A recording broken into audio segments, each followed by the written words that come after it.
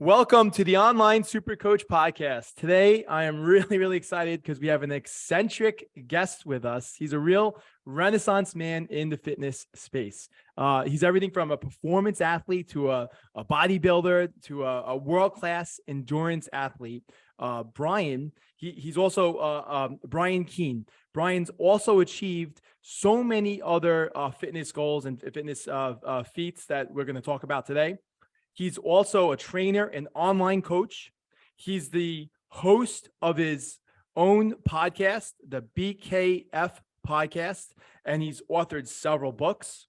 He's a business coach, a keynote speaker. I mean, it's just like on and on and on. He's like truly a fitness renaissance man.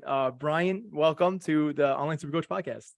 Dennis, and I am so grateful to be here. Thank you so much for that wonderful introduction. And man, I'm looking forward to chatting. You're doing incredible work in this space. So really looking forward to the conversation. Yeah. Thank you. Appreciate it. So we always like to start off the podcast with like a phrase or a quote or a mantra that, speaks to you, that motivates you. If you had one to share. Yeah, I live my life. It's my brain tattoo that successful people do what they have to do regardless of how they feel. And one of my business mentors gave me that in 2015.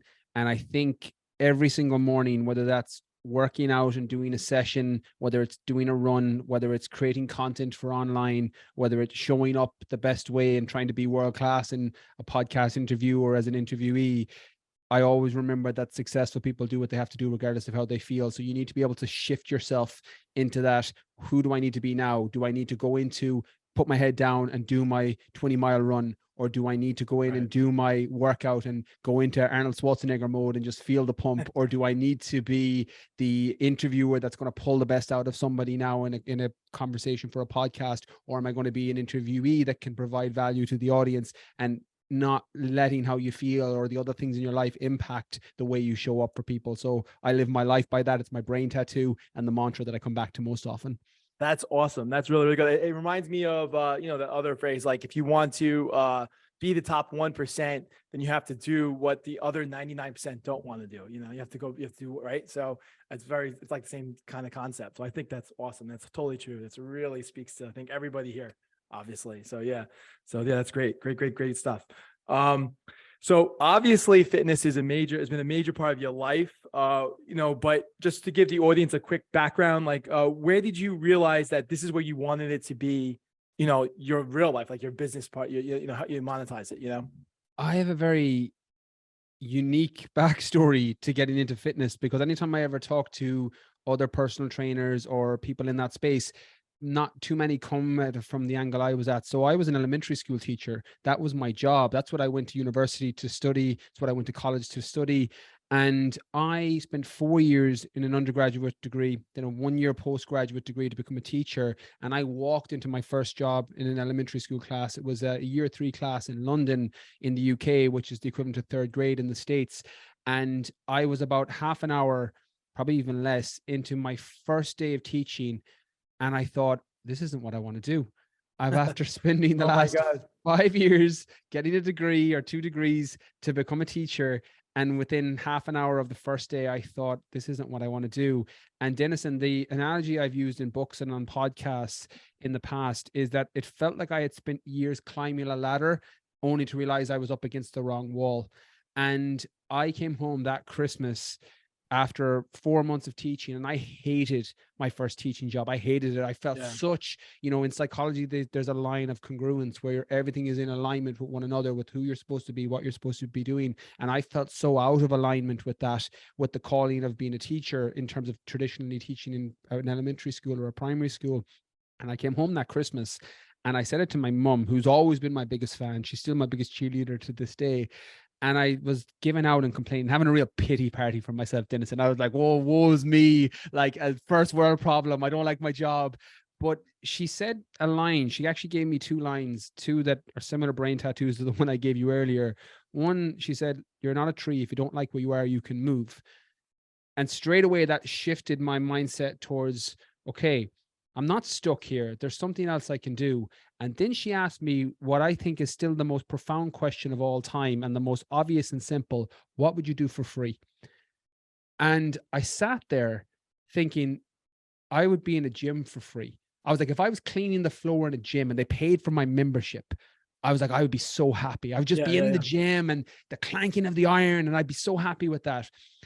And straight away, I had this disconnect between, and I'm not sure if it was the same for you, Denison, but I know definitely people you've interviewed in the past have had similar experiences, that I had all my success metric tied into a combination of how much money I made mixed in with the status that the job provided.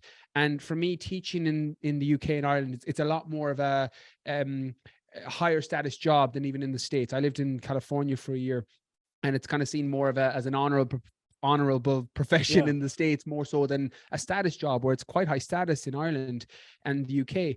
And I thought, well, if I was earning 15,000 euros or dollars or pounds as in a gym, and I could eat and I could put a roof over my head, I'd be really happy. So for the first time in my life, I had this weird success metric shift that, oh, it's not about just the money and it's not about the status. It's about actually how I'm going to feel happiness wise.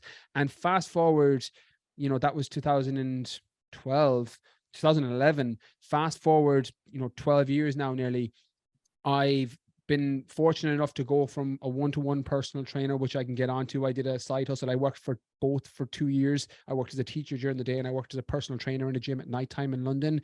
And I was able to move online in 2016. I was able to scale that to multiple six figures. Right. I've written 4 books, but 3 bestsellers. My podcast is one of the biggest health podcasts in the world in terms of download numbers.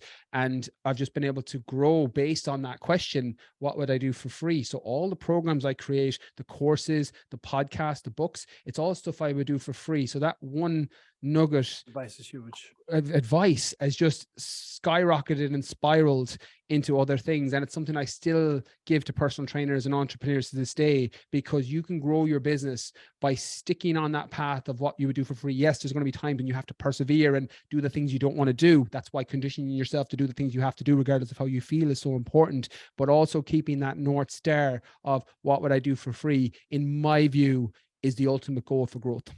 Yeah. Wow, there is so much to unpack there. That was like such a phenomenal story. And I can relate to a lot of what you said, because, I own my own gym now, but, 20 something years ago, when I first started here at this facility, I was just working here as a trainer or whatever. And then I was teaching. I taught for 2 years, and I didn't know the first half hour. I'm a lot slower, I guess. It took me longer to realize that, but I was teaching 7th grade history, and I just couldn't see myself doing that the rest of my life. It was just like the bell and being like governed by like these 45-minute blocks of time when there's this period, and then not only that, it was more of I was putting so much effort into creating lesson plans and coming up with these cool and creative ways and the kids, they were not interested. They were, it wasn't, I felt like I wouldn't want to waste my life, with people who weren't really appreciating it. And I really loved, I was already working in the health club space for 4 or 5 years at the time. And I really loved it. I really enjoyed it. It was just very dynamic. You get to do some sales and marketing and working with people and helping people. So I really, really enjoyed the fitness space and never looked back. So I feel like I kind of relate to you a little bit in that regard. But the mom quotes are phenomenal. How'd you not use that one? That's a really good one, especially because it really drove you for every single decision that you've made, going forward. Like, what would you do for free? That is, and that, if you just kind of take that lens and you apply it to literally every decision you make going forward or what you want to do, that's so powerful. And that's almost like the secret sauce to a lot of your success. I think that is really, really, really, really, really cool. So, awesome mom, right? Yeah, props to all the amazing moms out there and dads, I'm sure too, but it happened to be my mom that gave me that. And as I said, it's one of those reference points, because it sounds a bit paradoxical. What would you do for free? Because you end up getting paid so well because you become so proficient and passionate about it, and you excel in that one space. Yeah. Like I had a line. I had Robin Sharma on my podcast. He's the author of The Monk Who Sold His Ferrari, amongst multiple other books. And he had a line and said, just be world class. He was like, just show up and be world class. And I think the seed of world class grows from what would you do for free, because it doesn't feel like work. My mentor, the same one who gave me that line, also told me, try and find the area in business that you find easy that other people find difficult. And that's what fitness always felt like to me. Fitness always felt easy because I was interested. Like, I was terrible in high school. Like, I just barely passed high school, but I excelled when I went into strength and conditioning and personal training and sports nutrition because it was the area that I was interested in. You're interested, And then, and then you end up having more impact with people. And then as a result of that, you provide more value, and then you get the monetization reward of that. So it's funny because it sounds counterintuitive. Instead of chasing the money, you're chasing what you would do for free, but the money follows. I 100% agree. I always recommend, I frequently have recommended this book. I don't get any kind of anything from it, but I do. But Strengths Finder, it's I have it here somewhere in my collection, but it speaks to that kind of a little bit about that, like how you kind of identify what your skills, what your strengths are, and you focus on that. Like Freddie Mercury shouldn't be doing, algebra, or those types of classes. He's born to do what he does. He was like a super entertainer, like everyone has like a space somewhere, some people are really good analytic. And I feel like once you identify what your strength is, then you should take classes and courses and knowledge and learn the skill sets of whatever that is. And that's how you could contribute probably the best to the world. And you've done exactly that, with your advice from your mom. So I feel like that's awesome. So I want to learn more about, so you were, the timeline. So you were a trainer, you started working at the gym or as a trainer at some point. And how long were you a in-person trainer? Was it at the gym?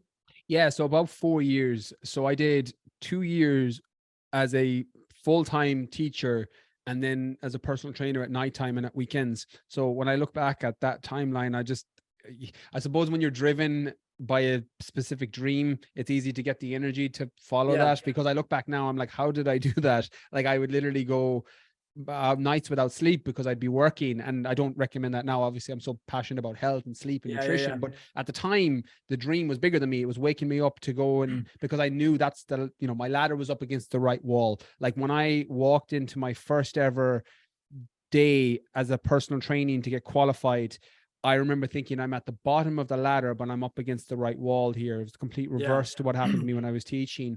And for 2 years, I worked as a personal trainer at nighttime and at weekends. And then in 2014, I made the transition and I moved back to Ireland. So at the time, it was a very humbling experience as a 26-year-old guy moving back in with his parents. My sister gave me her old little crappy Toyota car, the one that like when you close one door, all four windows would fall down. And I'd be driving to the gym to take PT clients, and I knew that this is the thing I wanted to do. And I was very lucky because I gave myself a 6-month runway, Denison. That was kind of my own personal promise to myself that I'll give myself 6 months. So from January to June, because then June is when you'd start applying for teaching jobs for September. I said, if I don't get this personal training business off the ground, I'm going all in on it. I will go back teaching in September. I can start applying for jobs in June and I'll go back teaching in September.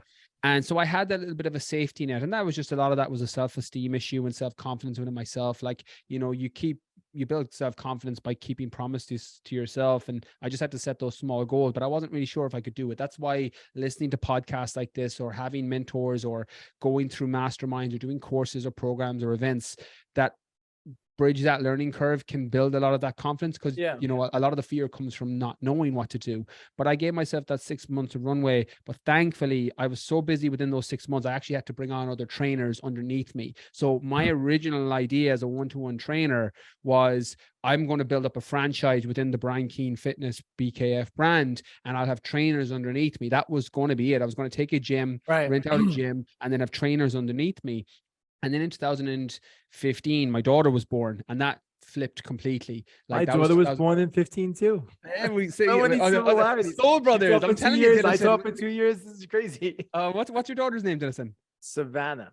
Oh, I love that. That's lovely. But without the H. So Savannah without the H, because I'm Italian background. So all my kids have to have end in the vowel. I love it. Holly's the name of my daughter, but she was born in 2015, and that's when I decided, okay, I actually think online is going to be the way I want to go here. I want to be able to spend more time with her. I want to have freedom. Like, one of the things that I'm very grateful for, that my mom and dad both worked when I was a kid, so they were able to provide us with a good life, but they missed all the school recitals and all, because they were working. And something that I had control of because of the way the world was in 2015, particularly. I was like, I could actually do most of my work from a laptop and from my phone. Yeah. If I can move this online, I'm going to have all that freedom and flexibility. So I started to build that. And in 2016, I moved online full time. And that was a crazy year. It was my first 6-figure year. Now I was working for those 6 figures because I was doing 40, 50, 60-hour weeks. And then I would have other commitments outside of that. Whereas when I started to build the systems and started to scale up my programs, I was able to bring that down to, 15, 20 hours a week and, the same money. And then anytime I wanted it to go up, it would increase slightly. So it was like, it was a balance on a scale. If I wanted more money, I could put in a few more hours and it would go up. So I had full control of that. And over from 2017 onwards, then I released my first book, which was The Fitness Mindset. And that did better than I ever dreamed, Innocent. I originally wrote that book based on what my clients were struggling with.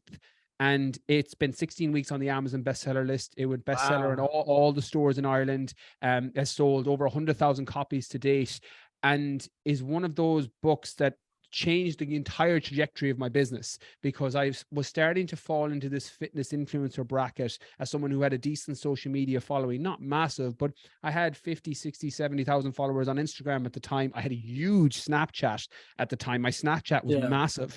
And I was getting kind of put into that fitness influencer bracket. So I had a lot of brands approaching me and looking to do brand deals. But once the book came out, it started to shift. I started getting very high quality leads into my program. I started getting offered a lot of speaking engagements and corporate speaking. So my business went off in this direction. And I've always been a subscriber to, Eat What You Kill. I like running a business that's designed around programs and courses or coaching with me so that I can pull levers. I always think of those multiple revenue streams like faucets that you can twist and turn. And okay, this is what the one I want to turn up at the minute, and I'll bring up my revenue that way.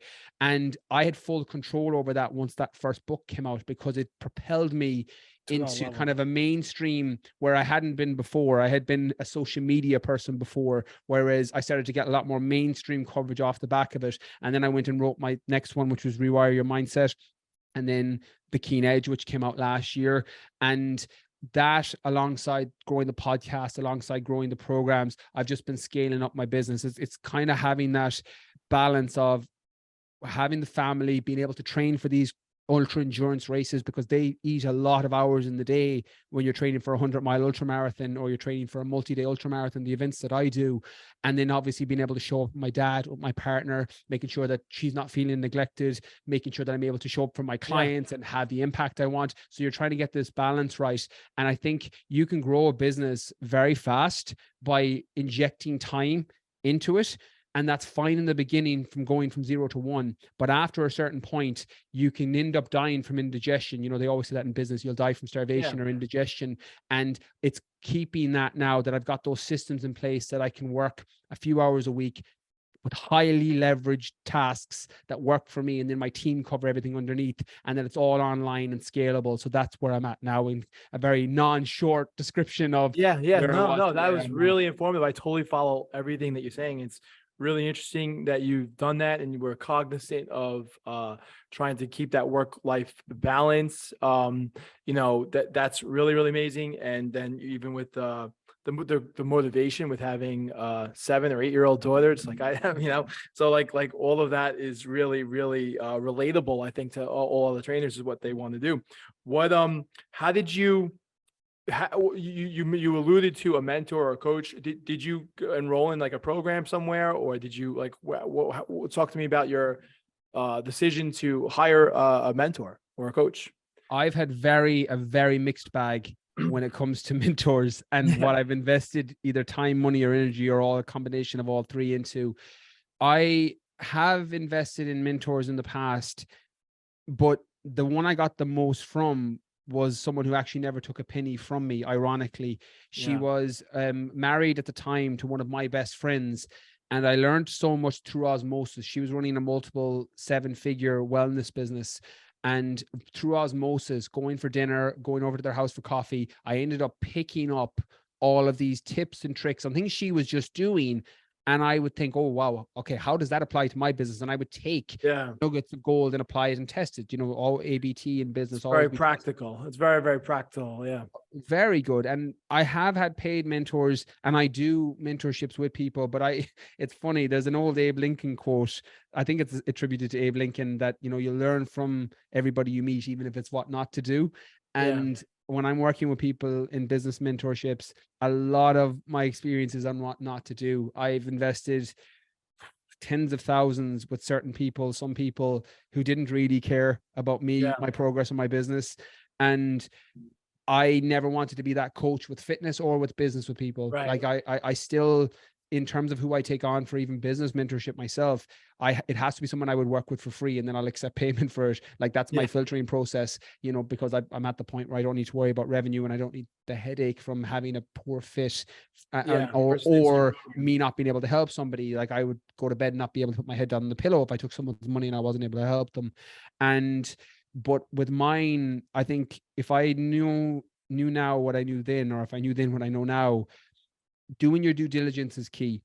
Like, who do you connect with, and making sure that you find a mentor who cares about your progress. Because ironically, Maria was the name of my mentor at the time. She cared so much about my progress because I think she saw a lot of me in her. Like I was very, very, like I'm still quite ambitious and driven, but I was like a machine in my 20s. Like I just wanted to make this work, and I was willing to do anything and force good things to happen by putting in the hours and putting in the work. And I think she was similar and saw it in me because she was a good bit older. She was about 12 years older than me, and she saw a lot of herself in me. So she was offering advice, and she knew I'd apply it. Like she knew that she didn't mind offering it because she knew I was going to take it and apply it and do what she said.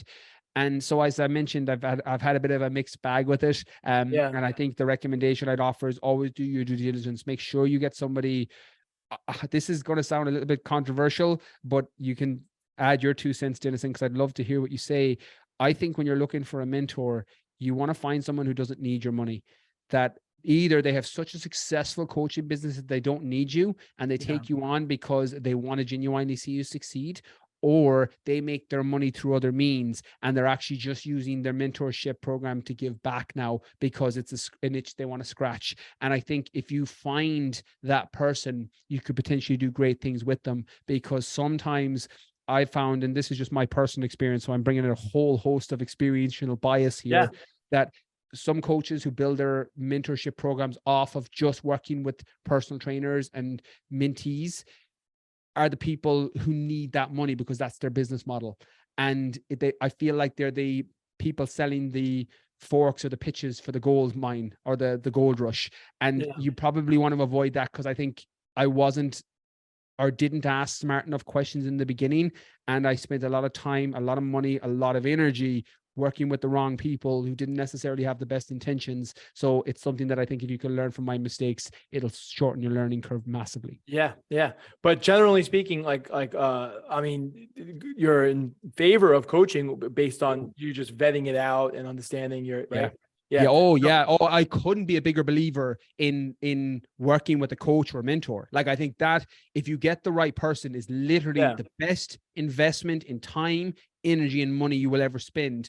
But don't pick the first person who shows up at your door. Like, do your due diligence. I always use the example, like if you're in a club, this is more so for women, but like you don't go up to the first girl or guy you meet and be like, all right, cool, well, let's go home together. Like you look around, you talk to people, you suss it out.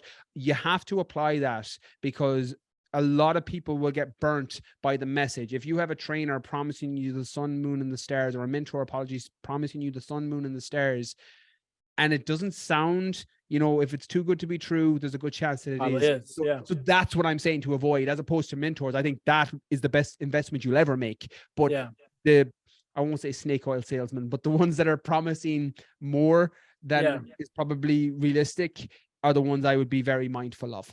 Yeah. I agree. That's really, really interesting. And I do agree with a lot of what you're saying. I mean, Online SuperCoach for me, I bought it a couple of years ago, and I've been in the health club business. I own my gym here. I've been here for over 20 years. I have actually 5 other businesses. I have a cycling studio, a yoga studio, kids recreational facility. But I really loved Online SuperCoach because I feel like the online training is the future.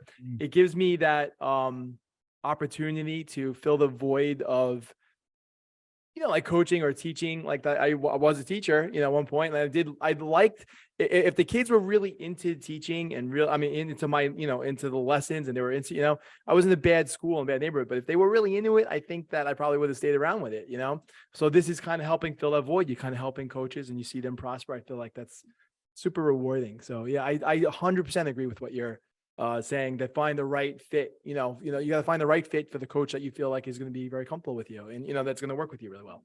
And you're that bracket, Dennison. Like, I think there's a lot of crossover here between me and you, that the reason you put out so much content in the podcast, it shows and bridges that gap with, am I potentially going to be a good fit for you as a business mentor or as a coach? Yeah. And I think that is, you can do your due diligence that way. And I think that's why it connects so much with people. And you can tell when you have other revenue streams and you've done it, you're doing it now. And this is the vibe I get off you from listening to the podcast and from even talking to you now. It's to give back. It's to scratch your own itch as I have knowledge I want to give back to people. That is so different than somebody just. And it's still selfish though. You could still argue it's so selfish, because it's like scratching my itch. It's filling my void. It's filling my need, So it's kind of still. I know it's like giving. It's helping other people, which is super rewarding. But that reward is what's, you could argue, that's the way. Yeah, we to be fair, we could go round and round on that. We'll agree to agree on that, because I'm with you 100%.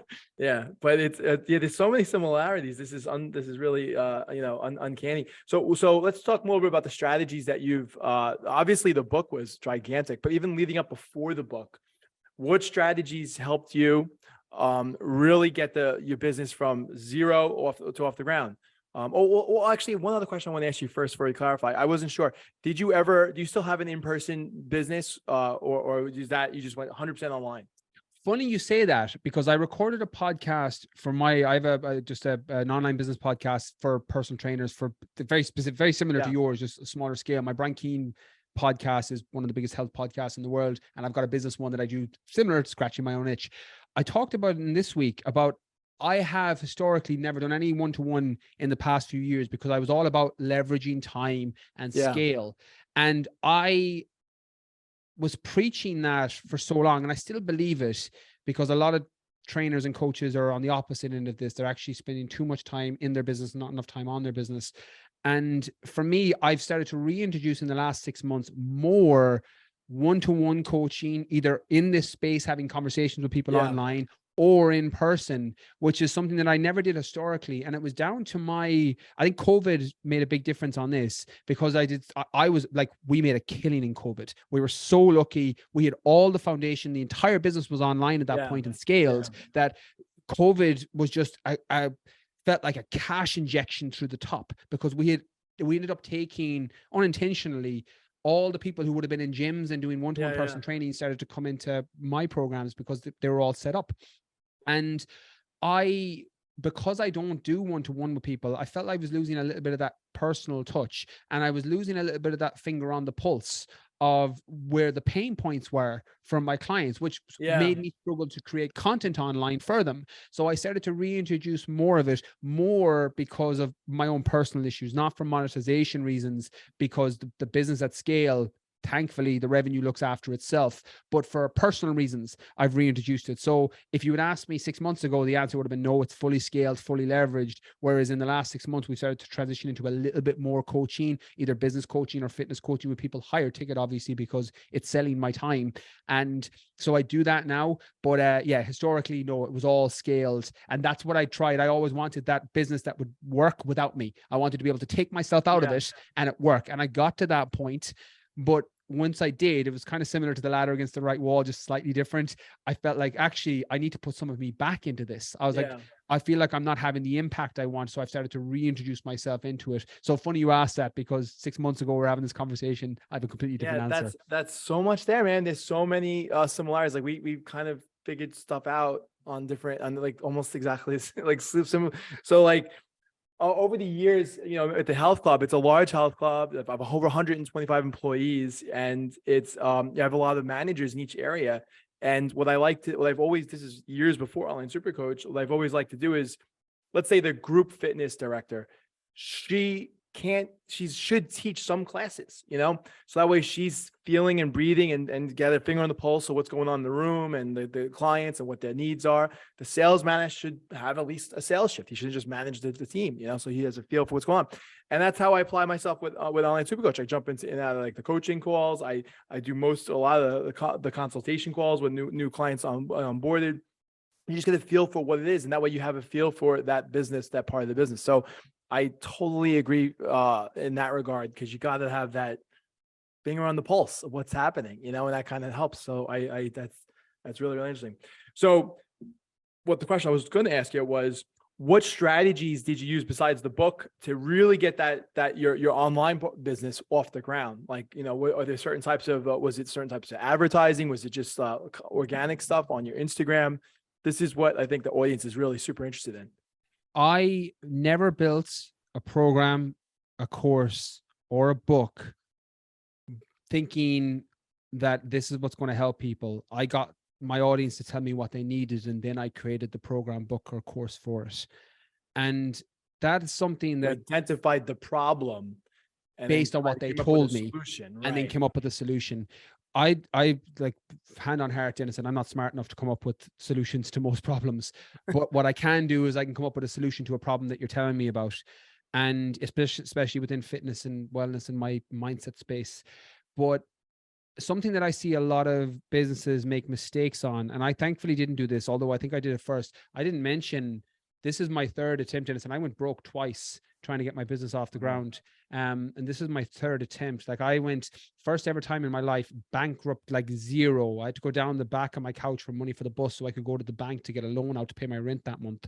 Oh, wow. And that was it was a very lonely time, a very low time in my life. I felt like a piece of crap. I felt like as low as you could get. And I learned a lot from it, obviously. And I think one of the reasons I'm so good with finances now, particularly my personal investments between real estate and stocks and pension funds and things along those lines, I don't have to worry about money anymore. But that seed of failure planted a tree for future success came from that going broke twice, not once, friggin' twice, because I didn't learn from my mistakes the first time. And this has been my third attempt. And I think a part of it was I didn't learn from other people's mistakes. When you mentioned earlier about mentors, I think the earlier you can invest in the right mentor, the better your return on investment will be. Like, a good mentor, if you're putting in 5, 10, 15, 20, 50 grand into a mentor, whatever it is, you're going to get that money back if it's the right person. And then it's going to be an infinite return on investment after that. And I didn't do that in the beginning, but by my third attempt, I couldn't afford a physical mentor, but I could afford books. So I was reading a lot of books, and I was reading blog posts and listening to podcasts. And that's when I started to decide social media was the way to go for me. And that was my differentiator in the beginning. I read a book from somebody who's become very popular now, Gary Vee. But before Gary Vee was Gary Vee, I read Crush It back in 2015. And I was like, okay, social media. I had no online presence at this point.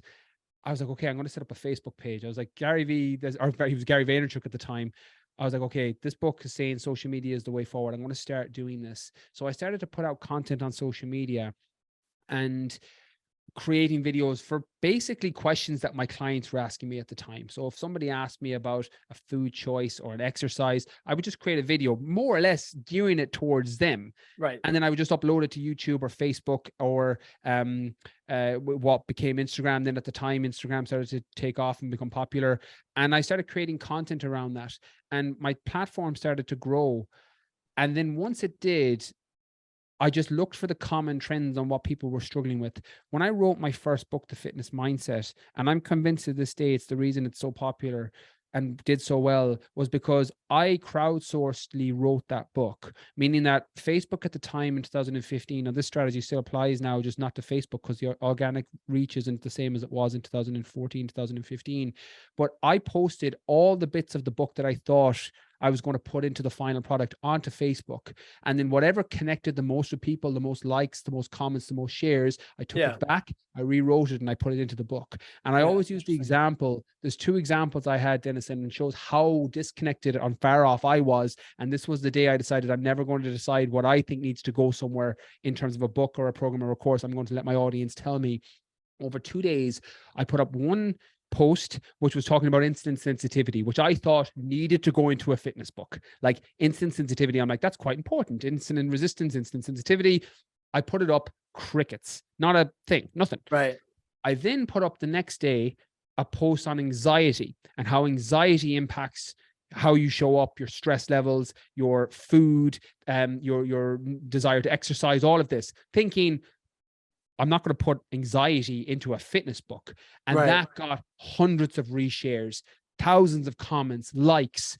And I was like, okay, this needs to go into the final book. So I took it back, I rewrote it, and I put it in there. So I wrote that entire book based on that philosophy. Wow. And I think the lesson I got from that was what I thought was going to work. Like I 100%, you would talk to me the week before I posted both of those, Dennis, and I'm like, the instant sensitivity one's going to be so important. People need to know this. The anxiety one, who cares? You know, you're a personal trainer, a sports nutritionist, who cares about, you know, the mindset side, the anxiety side? Like you talk about what you know.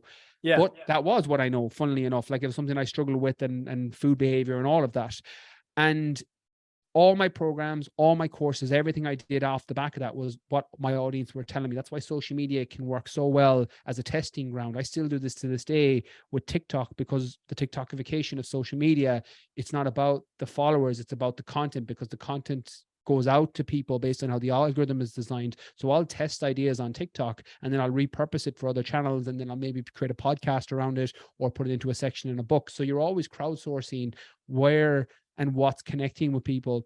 So that was probably the biggest thing in terms of growing my business, what worked well for me. Now, not everybody will do that because you have a bias going, well, you have social media followers, you can do that. I only have 200 followers. How do I do that?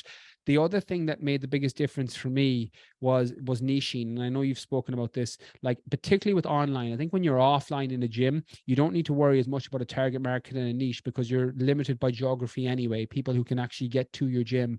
In online, it's like the Sahara desert at times, that there's so much, like what content do you create? What platform should you be on? What should your message be? What are you selling? Who are you targeting? And you're competing with everybody. Like the best thing and worst thing about online is there's zero barrier to entry. Anybody can do it. So that's amazing because it means anybody can do it.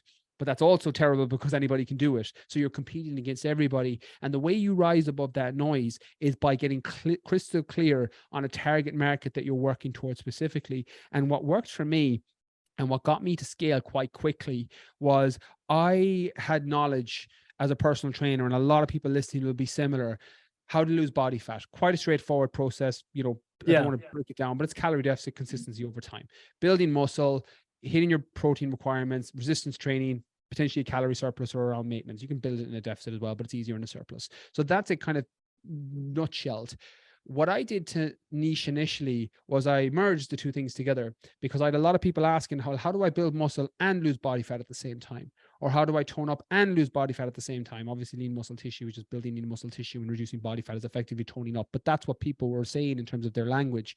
So I created a program that was titled that, How to Lose Body Fat and Build Muscle at the Same Time. Exactly what they're looking for. Exactly what they were looking for. Like I say, it's the worst name and the best name of all time, because you know exactly what you're getting, but also it's so wordy, you know, but it worked. And I remember my first ever program launch, and up until that point, and I'd been making good money. Like I was making good money, 100,000, etc. as a personal trainer, but I was in a gym. Like I was trading my time for money. Yeah. And when I launched my first program, I did a million things wrong, but I did a couple of things right with it. And I pre-launched it saying, right, on Friday at 12 o'clock, the spaces, 50 spaces for my new program are going to be opening up. And I sent out an email to everybody at the time. I didn't realize there was things like MailChimp and Aweber. I sent them all out manually, like in Egypt. I spent the whole day literally sending out emails to everybody.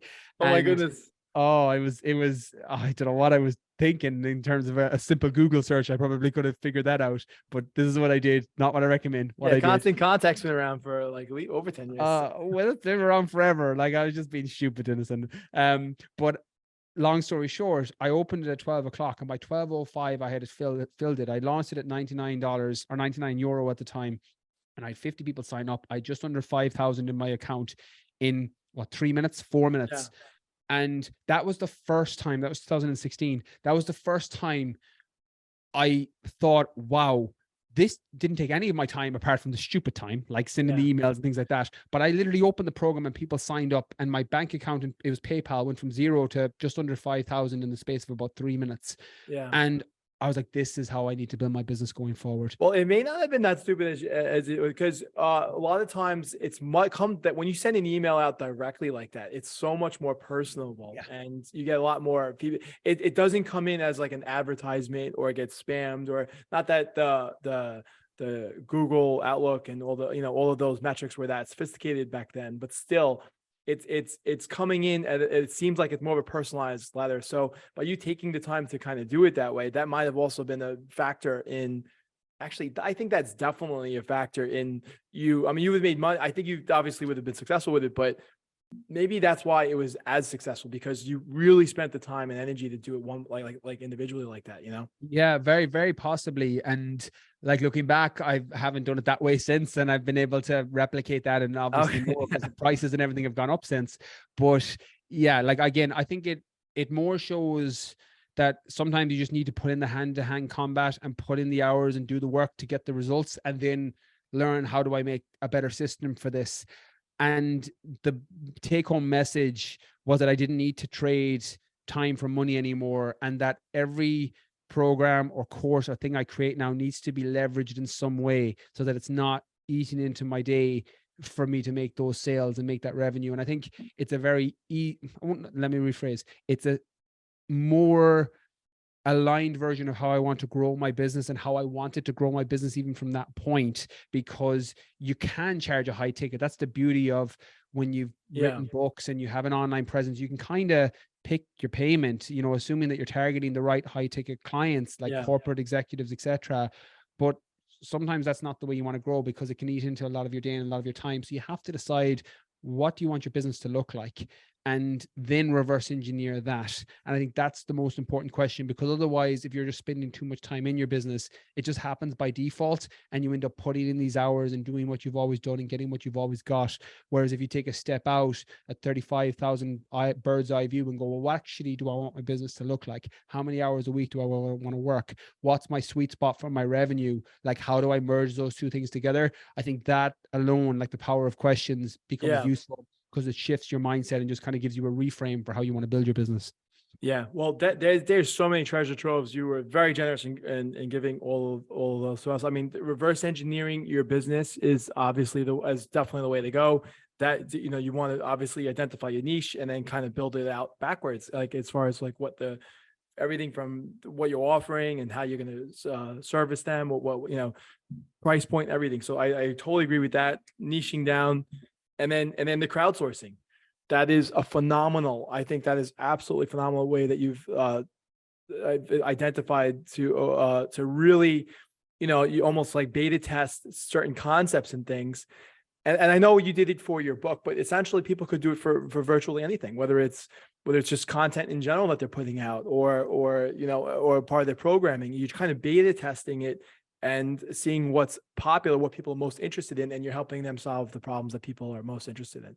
So I think that doing it in the crowdsourcing way could really be applicable in a large variety of different types of applications. So I think that's awesome. Just to add to that, Denison, because it was the same thing I did for my programs. Like, I have 3 courses online that are business related. One is how to build and grow your one-to-one personal training business. The other is how to move online. And the other is how to scale online. That is all based on the questions and the clientele that I was working with. And I created the solution, a scaled leverage solution to that. And I think regardless of what niche of fitness you're in, or whether it's business coaching or whatever it is, your audience, whether that's 10 people, 10,000 people, 10 million people, will tell you what they're struggling with. And then you're just creating those solutions. Exactly. And then it's just top of funnel leads. Then where are the leads coming from? Like, the majority of my leads are coming from my content marketing strategy, because that falls into my desire zone. I like creating content. I like testing out ideas to see what's connecting with people, particularly in longer form, so podcasts and blog posts, things along those lines, but also short form videos, Instagram, TikTok. And you're doing that, and it's giving you all this data and information for what's connecting with people, and you can build your entire business potentially off that. Yeah, that's really, really, I mean, that could be a podcast in and of itself, just talking about crowdsourcing and how to do it and the benefits. And, you know, that could be a whole module in my program, actually, I think. So that's a really, really intelligent way to approach doing anything in business, I feel like. So that's really, really helpful. Thank you very much for giving us all these treasure troves of things. Now I really am interested in also hearing about, you know, personally interested in hearing about some of these fantastical, you know, feats that you've just went through and endured. And I'm super interested in it. I'm a big fan of, I mentioned to you before, Ross Edgley, and he's done some unbelievable things, you know, in his life, and some of the things that just bump out, you know, that you've accomplished from, you know, these the ultra marathons or marathons, multiple marathons in the Sahara, I think it was. Would you do like 145-mile trek in the Arctic or something like that? You know, so that is, I just want to hear more about, well, first of all, what got you started in, you know, where did this come from? Like, where, you know, so are you doing enough? That you're doing all these other things?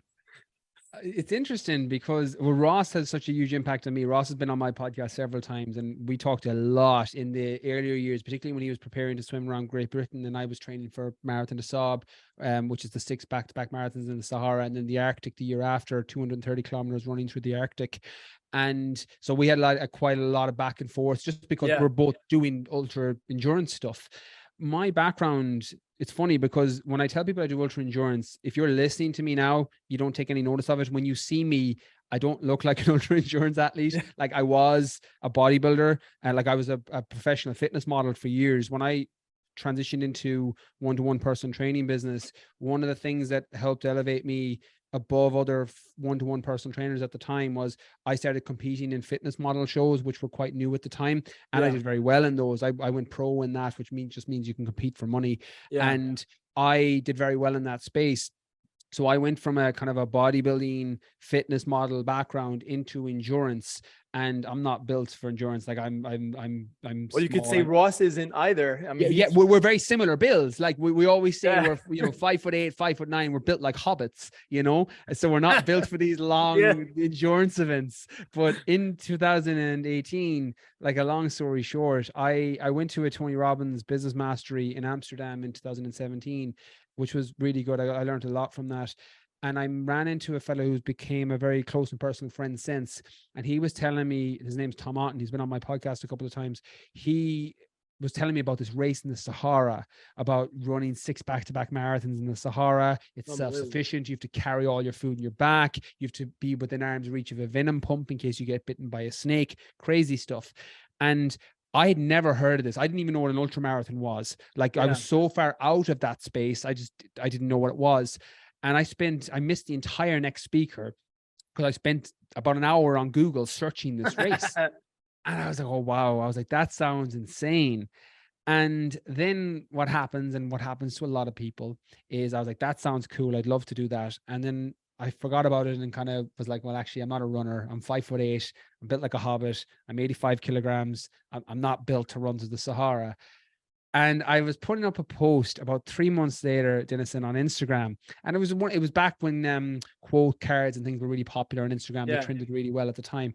And it was one of these generic kind of, I think it was behind every fear is a person you want to be, or one of these quotes. And I sat there and went, you hypocrite. I was like, you're about to post this on social media, and you heard about this race a few months ago, and you are so afraid to do it. And I felt this huge disconnection. So I went home that evening, I started researching it more, and I signed up for my deposit. I did post that to Instagram as well. And I signed up, I put in my deposit, and then I started training for it.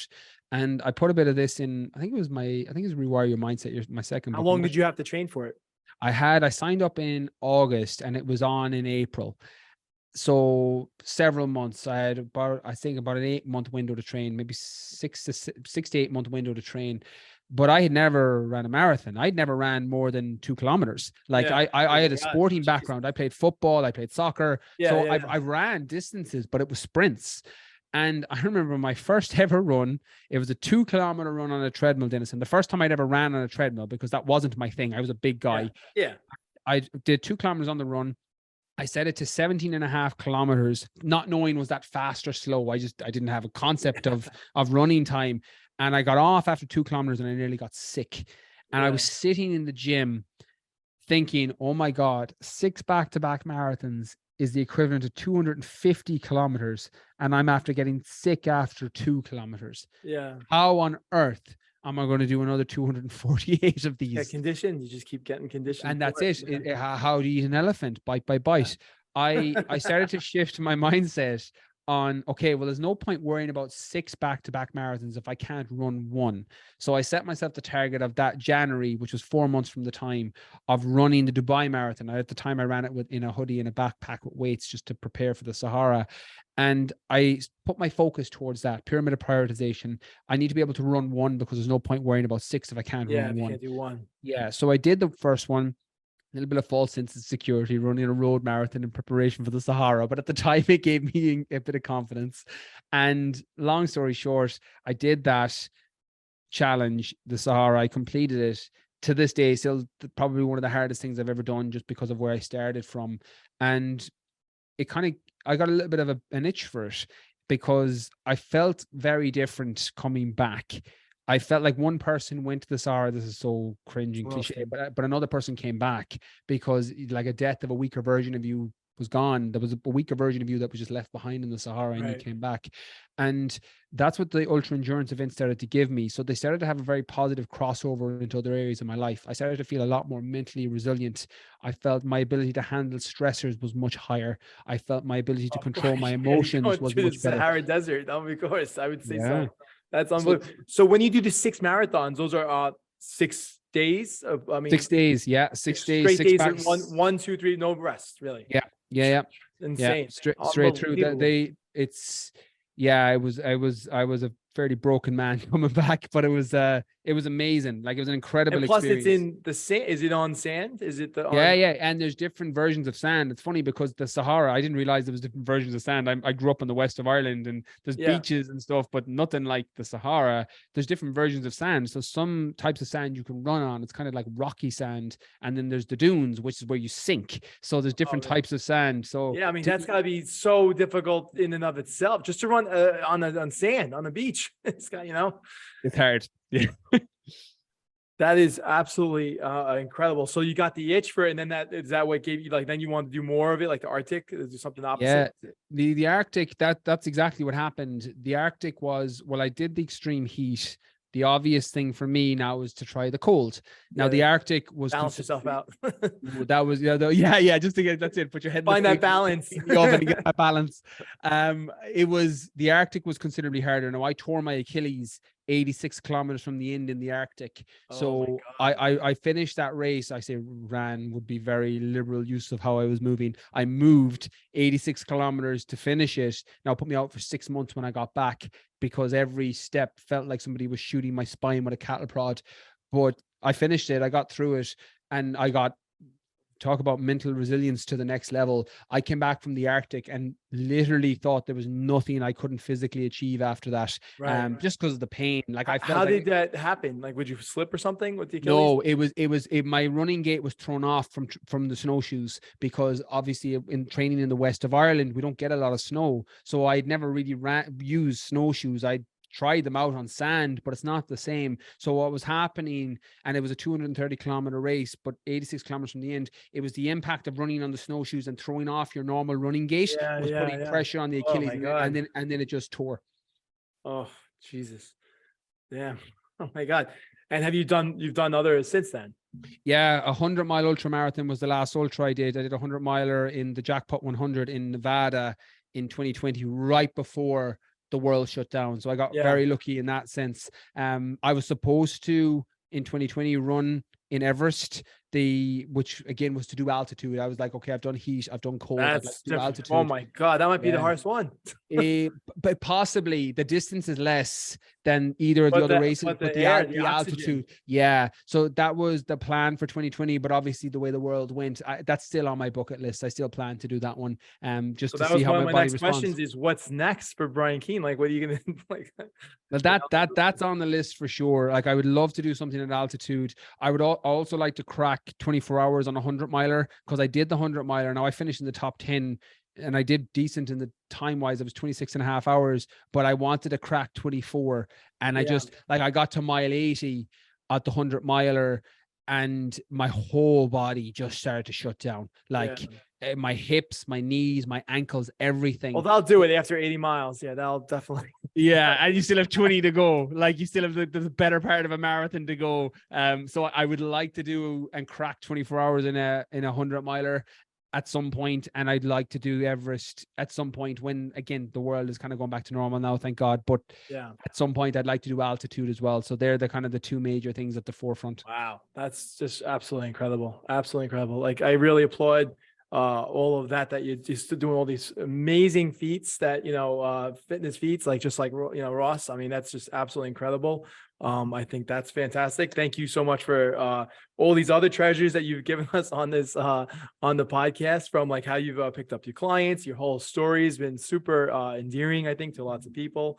And then, the the mom quote, I think, was just absolutely fantastic. Do what you would do for free. I think that's just like super, really, really sound advice for anybody. So I really, really had a great time on the podcast today. I really appreciate you coming on. So I went a little bit too long, but this was really, really, really, really beneficial, I think. The pleasure is all mine, Des, and thank you so much for the awesome chat again. I know we went through a million different topics there, so hopefully the audience enjoyed it as well, but I really appreciated it. All right, great. And if they wanted to see your books or find you on Instagram, maybe how can they find you? I'm on everything. Brian Keane Fitness. Books are on Amazon, everywhere online, and I'm on all the channels: TikTok, Instagram, YouTube, Facebook, the whole shebang. And the podcast, the Brian Keane podcast, or the Online Business Podcast for the Business Podcast. Yeah. Well, thank you so much. I really appreciate it. And pleasure having you on. Thank you. Pleasure is all mine.